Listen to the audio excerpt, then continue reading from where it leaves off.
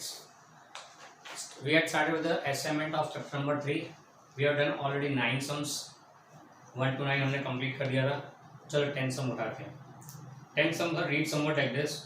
A ball thrown in vertically upward direction attains maximum height of 16 meter.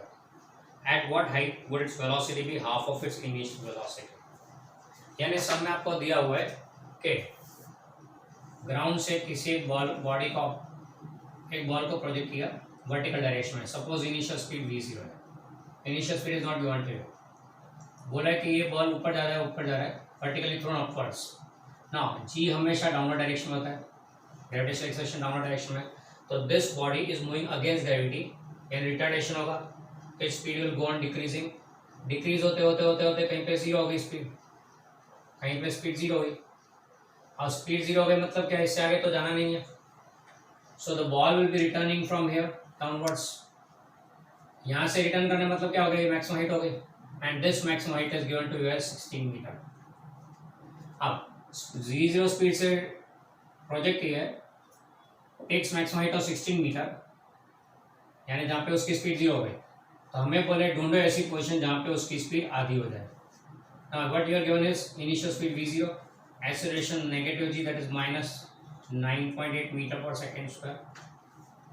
Then final speed 0 मतलब maximum height.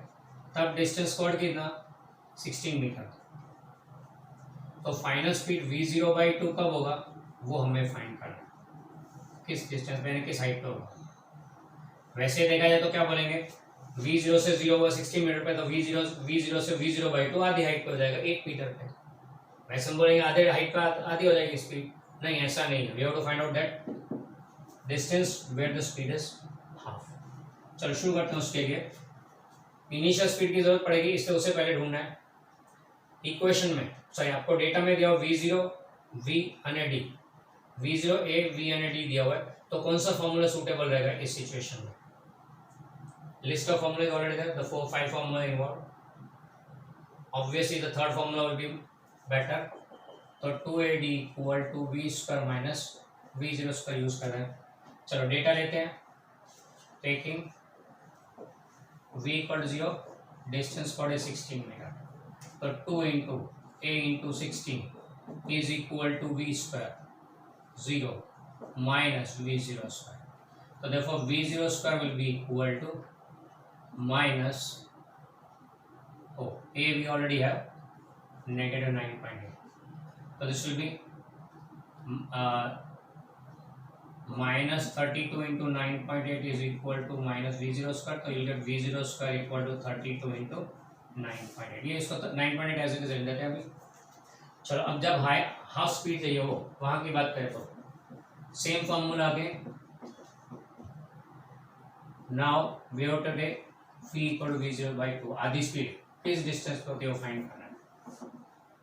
तो 2 into negative 9.8 into distance d ढूंढना है. v कितना है, final speed v0/2 है, plus square minus v0². So this will be minus 2 into 9.8 into d is equal to, ये हो जाएगा v0²/4 minus v0² and that will be negative 3v0²/4. That is minus 2 into 9.8 into d. v0 है, ये minus minus sign तोड़ गया. d ढूंढना है. Sorry एक स्टेप और लेते हैं. 2 into 9.8 d is equal to 3/4 into 32 into 9.8. तो 9.8 तो डायरेक्टली कैंसिल हो गया. d is equal to 12 metre आ जाएगा. सो 16 मीटर हाइट पे 0 की स्पीड, आधी स्पीड कम हुई तो वैसे सोचते थे आधी हाइट पे होगा, नहीं, it is at 12 metre, more than half. तो मोर देन हाफ हाइट पे it is getting half speed. क्यों ऐसा, क्योंकि initially speed is more, so distance covered भी मोर. आगे जाते तो स्पीड कम होगी तो डिस्टेंस कॉर्ड भी लेस. बराबर है. तो आधी स्पीड होते होते डिस्टेंस ज़्यादा कवर कर लिया, उसके बाद क्या आधी में कम डिस्टेंस कवर कर. पहले 12 मीटर पर आधी स्पीड हो गई, फिर 16 मीटर पर 0 स्पीड हो जाएगी. Next will go on for 11 number. उसमें दिया हुआ an object is allowed to fall freely from tower of height 39.2 metre. Exactly at the same time, another stone is thrown from bottom of tower in vertical upward direction with velocity 19.6 meter per second. Calculate when and where these two stones will meet. Tower के top पर से एक body को release किया, दूसरी body को नीचे से फेंका है, दोनों कब और कहाँ मिलेंगे वो फाइंड करना है. Okay, that's our sum. What you are given is, suppose is a tower. ये टावर की हाइट दी हुई है 39.2 मीटर. ना यहाँ से एक ऑब्जेक्ट को रिलीज किया, लेट्स से ए, इसको यहाँ से रिलीज किया तो इनिशियल स्पीड उसकी 0. एक्सेलरेशन की बात करें तो it is moving along gravity, तो उसके लिए एक्सेलरेशन जी आएगा पॉजिटिव 9.8 मीटर पर सेकेंड स्क्वायर. फिर दूसरे उसी सेम टाइम पे दूसरे ऑब्जेक्ट को यहाँ से रिलीज किया अपर डायरेक्शन, थ्रो किया अपर डायरेक्शन में. इस दूसरे ऑब्जेक्ट बी की इनिशियल स्पीड दी है 19.6 मीटर पर second. Now this will be moving against, B will be moving against gravity, acceleration negative आ जाएगा -g, नेगेटिव 9.8 मीटर पर सेकेंड स्क्वायर. दोनों कब और कहाँ मिलेंगे, तो सपोज दोनों यहाँ पे मिलते हैं, suppose they meet here, this is a meeting point. Suppose ground side इसकी x है, तो ये कितनी हो जाएगी 39.2 माइनस एक्स. ओके, तो दोनों कहाँ मिल रहे हैं, तो हमने फिक्स किया कि x डिस्टेंस पे मिल रहे हैं दोनों.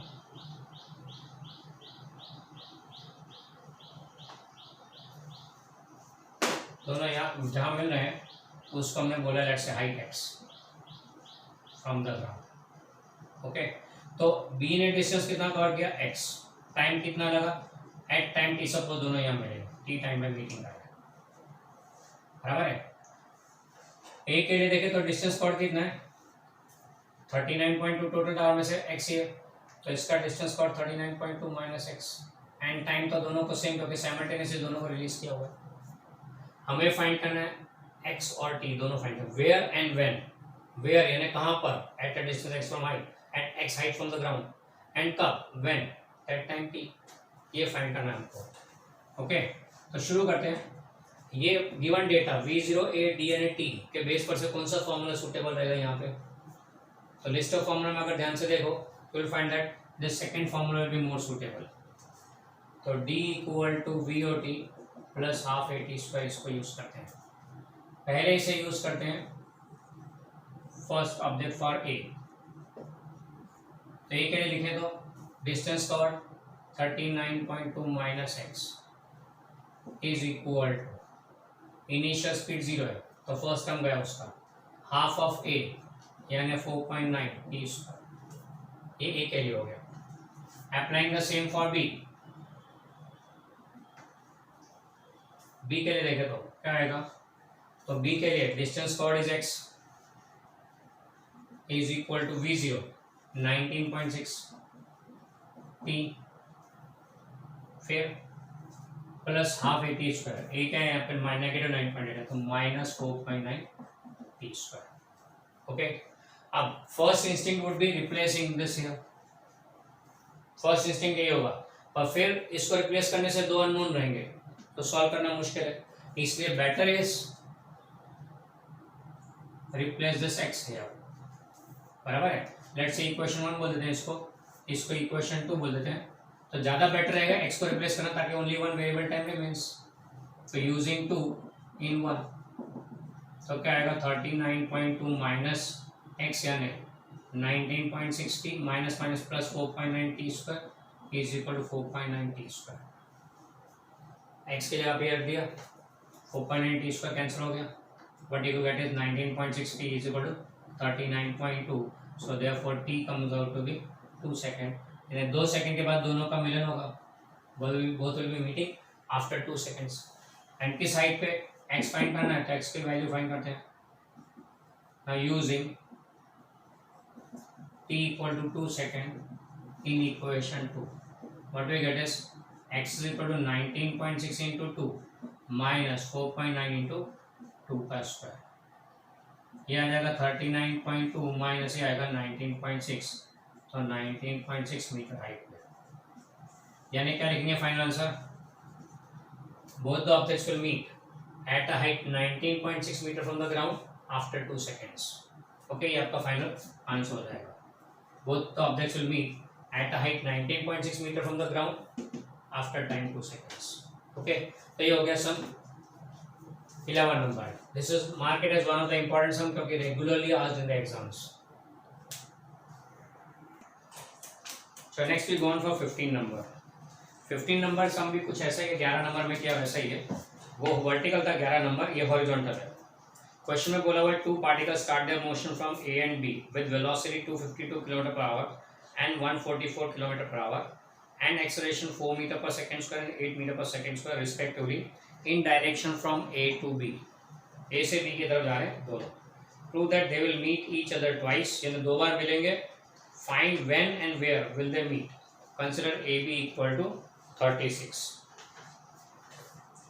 आपको दिया हुआ है एक पार्टिकल ए एंड दूसरा पार्टिकल बी, दोनों सेम डायरेक्शन में जा रहे हैं. दोनों के बीच का डिस्टेंस इनिशियली 36 मीटर है. दोनों के बीच का डिस्टेंस इनिशियली 36 मीटर है.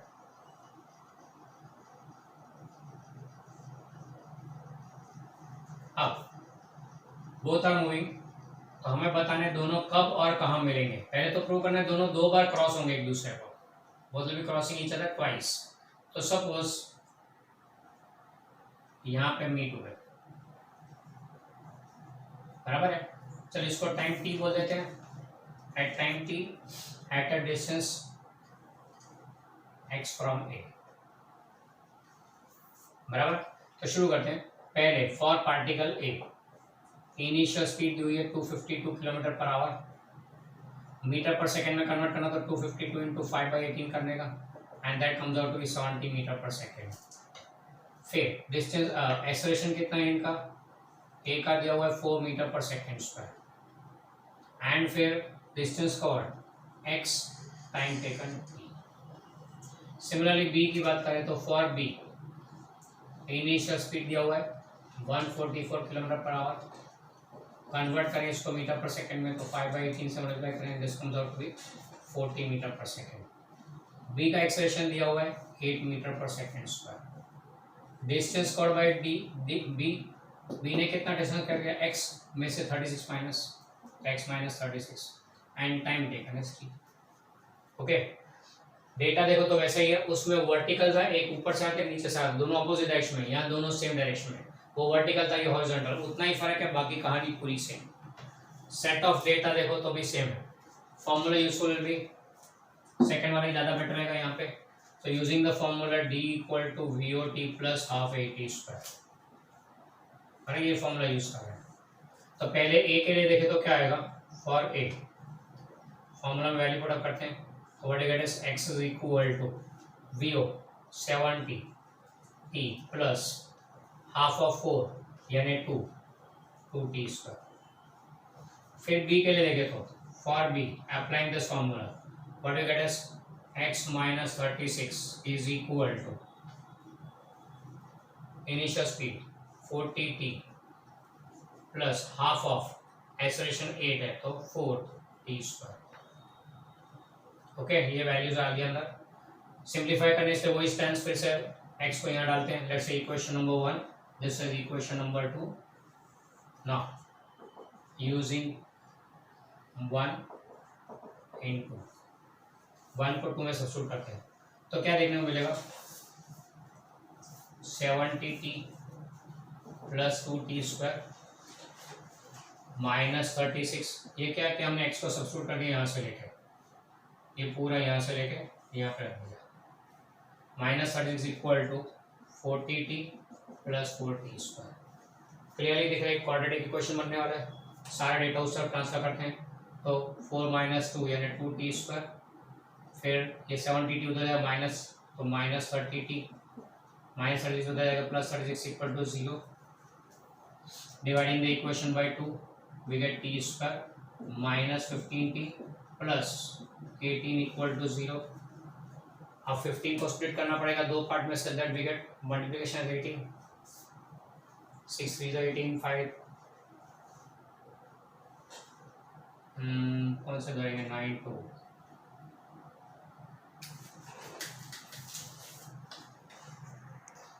चलो सब में एक छोटा सा करेक्शन तो नहीं बोल सकते, पर प्रिंटिंग में अगर देखो क्वेश्चन में तो 4 नीचे आ गया, माइनस साइन उसके ऊपर रह गई है, तो ए के लिए एक्सेलरेशन इज -4 मीटर पर सेकेंड स्क्वायर। ए के लिए एक्सेलरेशन दिया हुआ है -4 मीटर पर सेकेंड स्क्वायर। ओके, ये माइनस साइन आगे ऊपर की लाइन में लास्ट में है, ध्यान से देखना। आप भी अपने नोट्स में करेक्शन कर देना, उसमें नीचे ला देना उसको।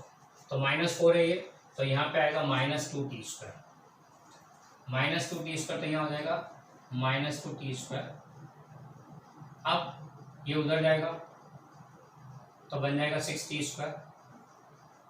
बाकी सारी कहानियां सेम है, खाली इतना ही फर्क है, यहाँ माइनस साइन है इसलिए माइनस साइन से -2t स्क्वायर हो गया, यहाँ पे -2t स्क्वायर हो जाएगा +6t स्क्वायर। तो अब इक्वेशन को डिवाइड करना है 6 से, तो 6 से डिवाइड करेंगे तो यह आ जाएगा t स्क्वायर -5t + 6। ना मिड टर्म स्प्लिटिंग करते हैं तो this will come out to be factors, आपने किया होगा इसका आपको पता होगा, ये आ जाएंगे factors -3 -2। So therefore t will be equal to either 2 second और 3 सेकेंड। यानी यह क्लियरली बताता है कि 2 बार मीटिंग हो रही है, 2 सेकेंड पे भी और 3 सेकेंड पे भी, बराबर, they are meeting twice. Therefore we say that therefore A and B meet twice। कहाँ पे मिलेंगे? 2 बार मिलेंगे, एक 2 सेकंड के बाद, दूसरा 3 सेकंड के बाद। अब कहाँ पर मीटिंग मिलेंगे वो फाइंड करना है। एक तो आंसर आ गया 2 second 3 second, they meet twice. ना कहाँ पर? तो at t equal to 2 second, at t equal to 2 second position x का फॉर्मूला फर्स्ट वाले लेते हैं, 70 इंटू 2 माइनस 2 इंटू 2 का square, 140 minus 8, so that be 132 metre. एक तो at a distance 132 metre from it, और दूसरा at t equal to 3 second, 3 second पर पोजिशन क्या आएगी? तो 70 इंटू 3 210 माइनस 2 इंटू 3 का स्क्वायर, 3 स्क्वायर 9 2 से 18, 210 में से 18 माइनस करो तो this comes out to 192 metre. यानी both of them will be meeting first at 2 second at position 132 meter, after that again at 3 second at position 192 meter। तो बोला ऐसा कैसे हो सकता है 2 बार मिले? देखो सिचुएशन क्या है कि इनिशियल इसकी स्पीड ज़्यादा है की, तो बी को ओवरटेक करेगा एंड दोनों मिलेंगे। फिर थोड़ी देर बाद बी का एक्सेलरेशन ज़्यादा है, इसे B will be gaining speed eventually, तो 3 सेकंड पे भी उसको क्रॉस करके आगे निकलेगा, यानी पहले ए ओवरटेक करेगा बाद में बी ओवरटेक करेगा। ऐसा हमने हाईवे पे काफी बार देखा हुआ है, सेम सिचुएशन यहाँ पे भी है। ओके,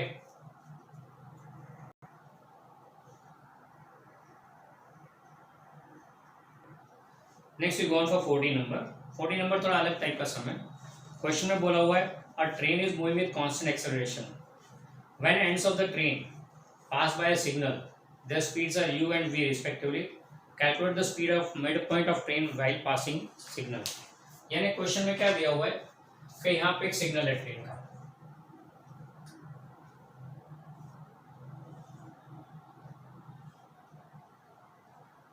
ये ट्रेन का सिग्नल है। अब यहाँ से ट्रेन पास हो रही है, सपोज ये ट्रेन है। अब क्या बोला, जब ट्रेन का फ्रंट पोर्शन पास होता है सिग्नल से, when the front portion passes by speed of the train is u, train गुजर रही। अब ट्रेन का एंड पॉइंट जब पास हो रहा है यहाँ से, तब स्पीड v मिलती है। जब ट्रेन यू जा रही है, जब स्टार्टिंग पोजीशन पास होता है सिग्नल से तब स्पीड u है, एंड पोजीशन पास होता है तब स्पीड v है। तो बोला है कि मिड पॉइंट जब पास हो रहा है तब स्पीड कितनी आएगी वो फाइंड करना। लेट्स से x बोल देते हैं, x क्या है, स्पीड क्या है वो फाइंड करना, मिड पॉइंट पास हो रहा तो, यानी पूरी ट्रेन सिग्नल से पास हो, जब ट्रेन का स्टार्टिंग पॉइंट जा रहा है तब स्पीड u है, ट्रेन का एंड पॉइंट जा रहा है तब स्पीड v है, तो ट्रेन का मिड पोजीशन जा रहा था तब उसकी स्पीड कितनी वो फाइंड करना है। अब आप बोलोगे सर इसको कैसे मैप करेंगे, इसके डेटा को कैसे मैप करेंगे? Is the question clear? पहली बात, अब इसको मैप कैसे करेंगे? तो ये पूरी ट्रेन हो गई, सपोज ट्रेन की लेंथ l है, ट्रेन का जब स्टार्टिंग पोर्शन है तब स्पीड u है, एंड पोर्शन है तब स्पीड v है, तो मिड पोर्शन का स्पीड कितना x स्पीड, एक्सेलरेशन तो ये दिया हुआ है, बराबर है। यानी for first half of the train initial speed कितना u, फाइनल स्पीड कितना x, acceleration a, distance covered कितना तो आधा ना, l का आधा तो l/2। ओके, कौन सा फॉर्मूला यूज कर सकते हैं यहाँ पे, third one, v0 v a and d दिया इसलिए, तो 2ad is equal to v square minus v0 square. तो क्या आएगा यहाँ पे 2a into distance covered l/2 is equal to final speed x square minus initial speed u square. तो ये हो गया al is equal to x square minus u square. फिर ट्रेन के सेकेंड हाफ के लिए for other half,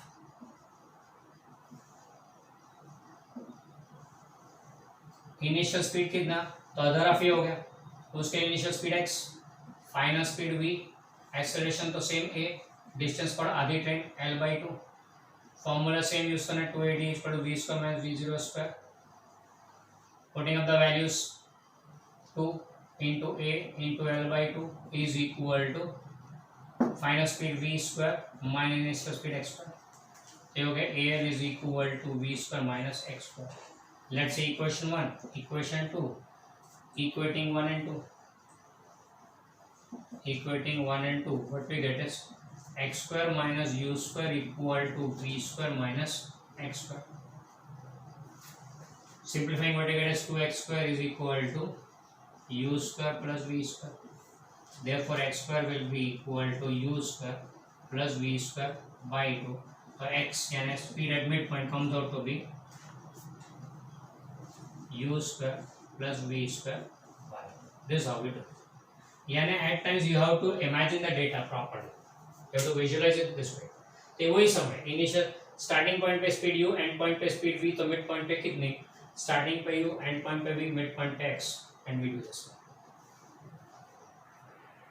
So next we go on for a 12 number, उसमें दिया हुआ है a 120 meter long train is going from east to west with velocity 10 meter per second, a bird flying due east with velocity 5 meter per second crosses the train, calculate the time taken by bird to cross the train।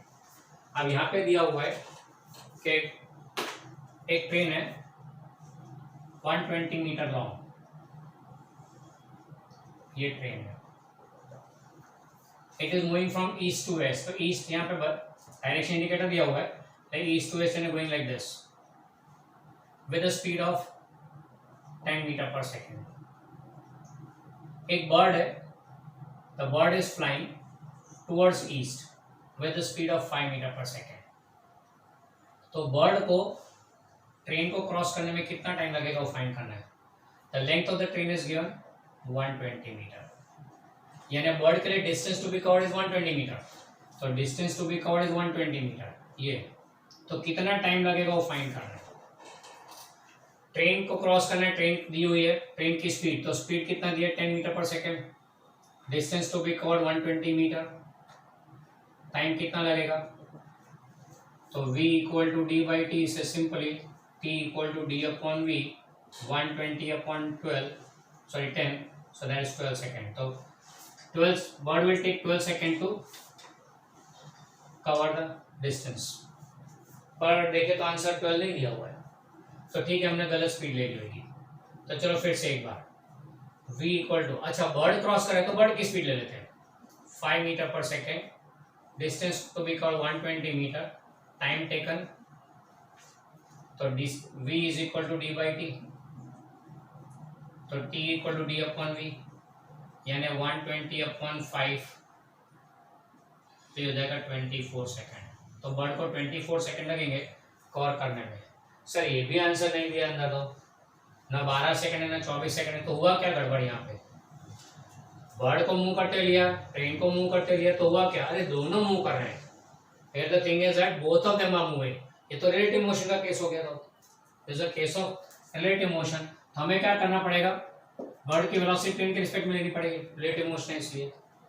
As it's a relative motion we take the relative speed, that is velocity of bird respect to train as VB minus VT. VB कितना है 5, bird की speed minus train की 10, पर negative पे opposite direction, दोनों opposite direction में तो minus लेना पड़ेगा, तो दिस विल बी 15 मीटर पर सेकेंड।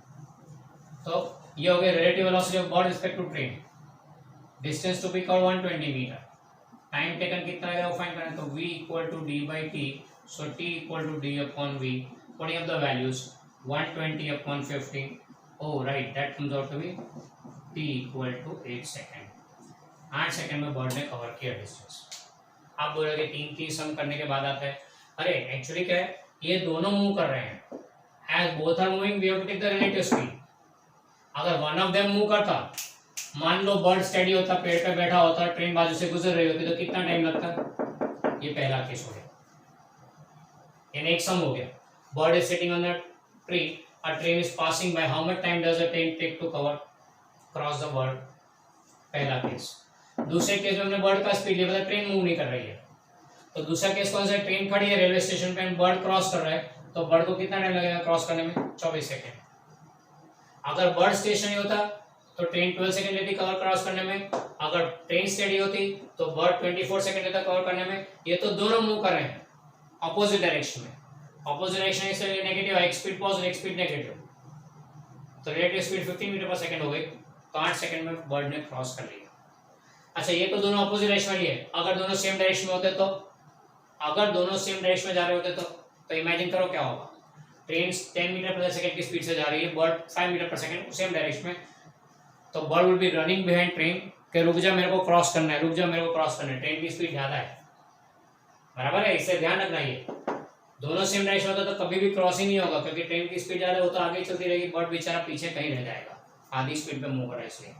ओके, तो यहाँ पे 3 सम हो गए, तो बोला कि इसका आंसर क्या है 12 नंबर का, 12 नंबर का आंसर ये वाला है, this is the correct answer, this is the answer of 12। तो ये तो बेकार है, नहीं, ये अलग अलग केसेस दे रही है कि ये व्हेन बस bird is stationary train is moving, ये when train is stationary bird is moving, and ये व्हेन बोथ आर मूविंग, हमको दिया ना दोनों मूव कर रहे हैं। चलो मैं ऐसा करता हूँ, ये टाइटल रख देता हूँ, as both moving, as both bird and train moving, यानी आपके ये सम में आपके 3 सम हो गए, किसी भी फॉर्म में पूछो you can easily do it. ये बर्ड स्टेशनरी,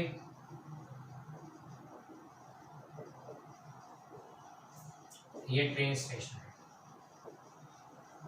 ओके, तो as per the question answer.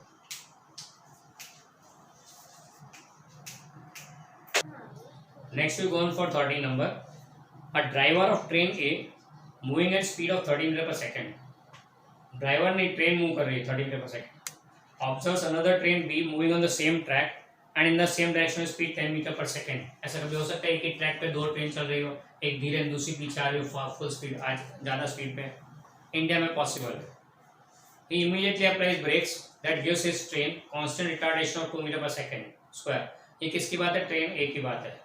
What must be the minimum distance between the trains in order to avoid a collision? Collision ना हो उसके लिए कितना मिनिमम डिस्टेंस रखना पड़ेगा।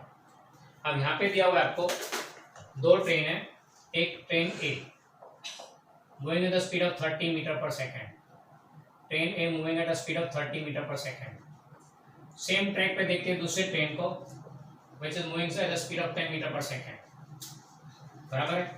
अब ट्रेन ए ने ब्रेक अप्लाई किया, इसके ड्राइवर ने, तो -2 मीटर पर सेकेंड स्क्वायर का रिटार्डेशन आया, तो हमें फाइंड करना है in order to avoid the collision कितने डिस्टेंस से ब्रेक मारना पड़ेगा ताकि कोलिजन ना हो, कितने डिस्टेंस से ब्रेक मारना पड़ेगा ताकि कोलिजन ना हो, वो फाइंड करना है। कोलिजन नहीं हो कब होगा ऐसा? जब ये यहाँ के रुक जाएगा, जब ये यहाँ पे आके रुक जाए, उसको टच ना करे बस, तो स्पीड वहां पे 0 हो जाए। तो what we are said is for a initial speed is 30 metre पर सेकेंड, करना क्या? रोकना है गाड़ी को 0, रिटार्डेशन कितना दिया? -2 मीटर पर सेकेंड स्क्वायर, कितने डिस्टेंस पे से ब्रेक मारना पड़ेगा? स्टॉपिंग डिस्टेंस हो गया ना, वही कौन सा फॉर्मूला सूटेबल रहेगा? गिवन डेटा पर से देखे तो फॉर्मूला सूटेबल भी third one, 2AD is equal to V square minus V0 square, तो 2 into D is equal to V square, 0 minus 30 का स्क्वायर, तो -4D is equal to -900, so D will be equal to 225 metre, यानी 225 metre distance पर से अगर ये train ए break मारे तो कोलिजन अवॉइड हो सकता है। भाई इस समय हमने एक गड़बड़ कर दी। क्या? हमने खाली इसका मोशन लिया, ये भी मूव कर रहा है, train B is also moving. तो अगेन ये तो रिलेटिव मोशन का केस हो गया। तो चलो फिर से ले लेते हैं। फॉर ए इनिशियल स्पीड कितनी, तो respect to B that B V A minus V, क्योंकि दोनों मूव कर रहे हैं रिलेटिव स्पीड। एक की relative speed respect to B, एक की speed respect to B, that is V A B. तो V A minus V B यानी 30 माइनस 10।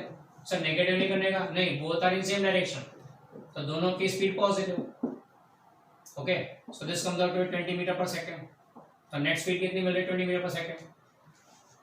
फाइनल स्पीड 0 करनी है, acceleration -2 metre per second square. Distance कितना चाहिए वो, तो same formula 2ad equal to v square minus v0 square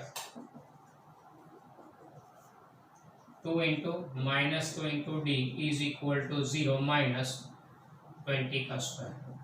So that is minus 4d is equal to negative 400 and therefore d equal to 100 meter. 100 metre दूर से break मारे तो भी काम हो जाएगा।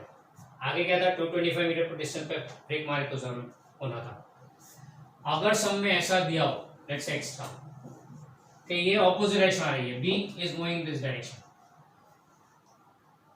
if b moving towards a, तो फर्क कहाँ पड़ेगा? बी मूविंग अवे के बदले बी मूविंग टुवर्ड्स ले लो तो फर्क क्या पड़ेगा? बी भी नेगेटिव आएगा उस केस में। तो initial speed will be V A B and that will be V A minus V, दोनों मूव कर रहे हैं इसके लिए। तो this 30 minus -10 40 metre per second, speed 40 metre per second हो गई। फाइनल स्पीड 0 करना है, acceleration -2 metre per second square. Distance कितना चाहिए, तो फॉर्मूला वही same 2ad equal to v square minus v0 square 2 into -2 into d is equal to 0 minus 40 का square and that is minus 4d is equal to minus 1600। So d comes out to be 400 metre. इस case में 400 metre दूर से break मारनी पड़ेगी। अब तुम बोलोगे ये क्या चल रहा है? देखो यहाँ पे ये फर्स्ट केस था when only A moving, B stationary, पहला केस होता। हमारे क्वेश्चन का आंसर क्या है? 13 नंबर का ये वाला है, क्योंकि दोनों मूव करें सेम डायरेक्शन में, तो ये वाला सम हो गया। ए and be moving in same direction, तो ये हमारे क्वेश्चन वाला केस जो है वो है। पर ये दो अलग ले रही है। अगर ए मूव कर रहा है, बी स्टेशनरी है, ये वाला सम कैसा हो गया कि कार आ रही है स्पीड 30 मीटर पर सेकंड की और सामने रोड पे एक बच्चा खड़ा है, बच्चे को उड़ाना देकर उसके लिए ब्रेक मारा बंदे ने, 2 मीटर पर सेकंड स्क्वायर है, तो कितनी दूर से उसे ब्रेक मारना पड़ेगा? 225 मीटर से। ओके, ये केस कौन सा है? दोनों सेम डायरेक्शन में जा रहे हैं और टकराया है। ये केस कौन सा है? दोनों अपोजिट डायरेक्शन में आ रहे हो, तो यानी B is moving like this. अब तीनों में डिफरेंस क्या वो समझना है खास। इनिशियल स्पीड तीनों में जो फर्क पड़ रहा है इनिशियल स्पीड में हो रहा है based on the direction and motion. अगर इनिशियल स्पीड 30 है तो distance required is 225, initial speed 20 है तो डिस्टेंस रिक्वायर्ड 100, इनिशियल स्पीड 40 है तो डिस्टेंस रिक्वायर्ड इज 400। यानी इनिशियल स्पीड जितनी ज्यादा उतना ज्यादा डिस्टेंस चाहिए ब्रेक मारने के लिए। Braking distance required is more the initial speed more braking distance, less the initial speed less braking distance required. यानी जितनी आपकी स्पीड ज्यादा है उतना आपको डिस्टेंस ज्यादा मेंटेन करना पड़ेगा braking distance, so that accidents are avoided. बराबर है? इससे इनिशियल स्पीड आपकी ज्यादा है, अलाउड नहीं है, ऐसा नहीं है, you can drive with greater speed, but अगर आपकी स्पीड ज्यादा है तो आपको आगे वाली गाड़ी से डिस्टेंस ज्यादा मेंटेन करना है। क्यों? ताकि ब्रेक लगाएं और उसको टकराए नहीं, उससे पहले रुक सके। बराबर है? इसलिए जैसे स्पीड बढ़ेगी 20 से 30 से 40, braking distance required will be more. इसलिए as being future drivers, you all are in 11th right now, 4-5 साल के बाद तो आपका लाइसेंस आ जाएगा गाड़ी चलाने का भी। तो being future drivers you have to be very careful, keep this in mind. Initial speed कितनी ज्यादा रखते हो उतना ज्यादा डिस्टेंस मेंटेन करने का आगे वाली गाड़ी से। ओके,